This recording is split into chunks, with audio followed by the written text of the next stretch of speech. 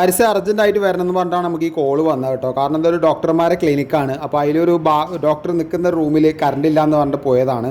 അപ്പോൾ ഇത് ഇൻവെർട്ടർ ലോഡിൽ വരുന്ന സെക്ഷനാണ്. ഇത് പൊക്കുന്ന സമയത്ത് ഇതേപോലെ സ്പാർക്ക് വന്നിട്ട് MCB ട്രിപ്പ് ആവുകയാണ്. അപ്പോൾ നമ്മൾ അവിടുത്തെ പ്രിൻ്റർ അതേപോലെ കമ്പ്യൂട്ടർ സിസ്റ്റം ഇതൊക്കെ നമ്മൾ ഓഫ് ആക്കണം. കാരണം ഇതിലൊക്കെ ചില ഷോർട്ടേജ് വരാറുണ്ട്. അതേപോലത്തെ പ്രൊഫൈൽ ലൈറ്റിൻ്റെ ഡ്രൈവ്, ബോർഡ് ലൈറ്റിൻ്റെ ഡ്രൈവ് ഇതൊക്കെ വരാറുണ്ട് കേട്ടോ.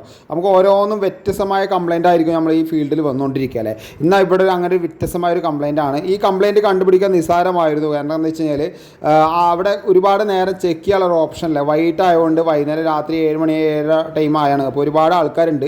നമുക്ക് ഓഫാക്കി കഴിഞ്ഞ് കഴിഞ്ഞാൽ അവർക്ക് ഇരുട്ടിലാവും. അപ്പോൾ ഞാൻ എന്തായാലും ആ റൂമിലേക്കുള്ള കറണ്ട് എത്തിച്ചു കൊടുത്തു. പിറ്റേന്ന് രാവിലെ വന്നിട്ടാണ് നമ്മളിത് ശരിയായി കൊടുക്കുന്നത് കേട്ടോ.